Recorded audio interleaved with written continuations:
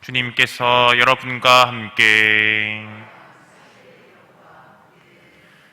마르코가 전한 거룩한 복음입니다.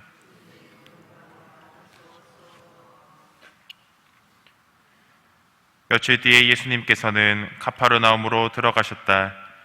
그분께서 집에 계시다는 소문이 퍼지자 문 앞까지 빈자리가 없을 만큼 많은 사람이 모여들었다. 예수님께서는 그들에게 복음 말씀을 전하셨다. 그때 사람들이 어떤 중풍병자를 그분께 데리고 왔다. 그 병자는 4사람이 들것에 들고 있었는데 군중 때문에 그분께 가까이 데려갈 수가 없었다.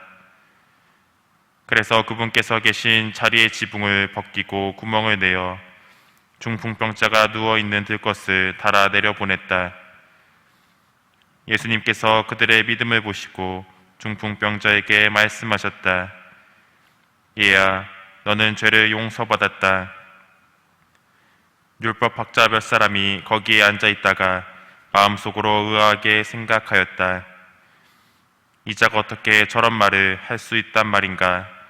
하느님을 모독하는군.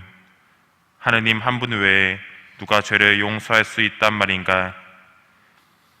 예수님께서는 곧바로 그들이 속으로 의아하게 생각하는 것을 당신 영으로 아시고 말씀하셨다. 너희는 어찌하여 마음속으로 의아하게 생각하느냐?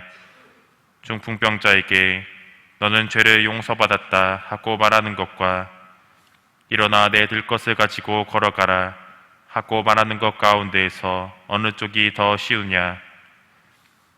이제 사람의 아들이 땅에서 죄를 용서하는 권한을 가지고 있음을 너희가 알게 해주겠다. 그러고 나서 중풍병자에게 말씀하셨다. 내가 너에게 말한다. 일어나 들것을 들고 집으로 돌아가거라. 그러자 그는 일어나 곧바로 들것을 가지고 모든 사람이 보는 앞에서 밖으로 걸어 나갔다.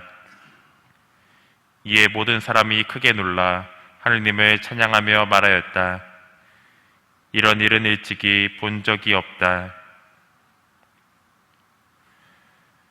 주님의 말씀입니다.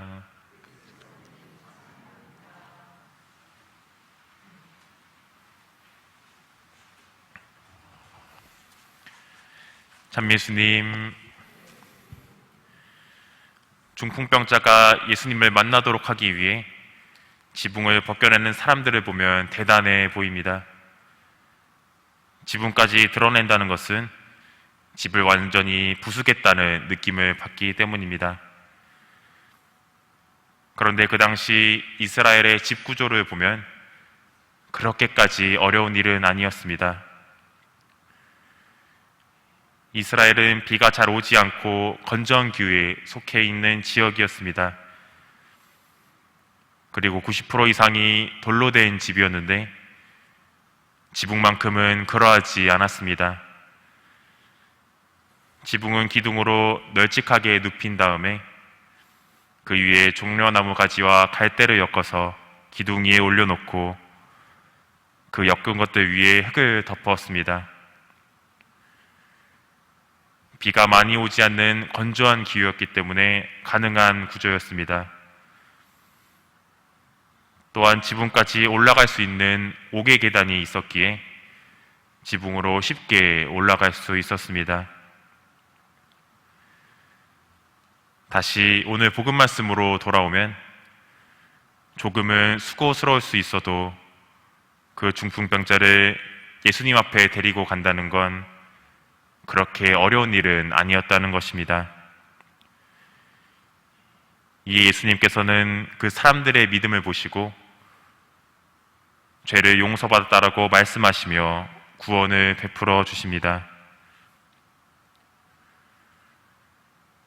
보통 믿음이라고 생각하면 하루 종일 예수님만을 생각하고 기도도 아주 많이 해야 하고 내 거는 하나도 없는 내어주는 삶만을 사는 거라고 착각하기가 쉽습니다. 하지만 예수님께서는 그게 아니라 한 발짝씩 당신께 차근차근 다가오는 신앙을 원하고 계십니다. 한 발짝씩 차근차근 다가가는 게 무엇일까요? 신자로서 응당 해야 할 의무부터 지켜나가는 것이 그 시작입니다. 주일 미사를 잘 봉헌하고 성사 생활을 하고 내가 받은 것들에 대해 감사한 마음으로 봉헌하는 것입니다.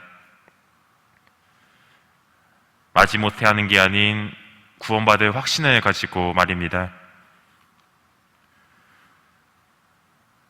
오늘 독서의 히브리서 말씀처럼 하느님의 안식처에 들어갈 수 있다는 약속이 계속 유효하다는 것은 어느 누구든지 구원받을 수 있다는 것을 의미합니다. 오늘 하루 조금의 수고로움을 이겨내고 한 발짝씩 나아가며 구원을 얻어가는 임해동 신자분들이 되셨으면 좋겠습니다.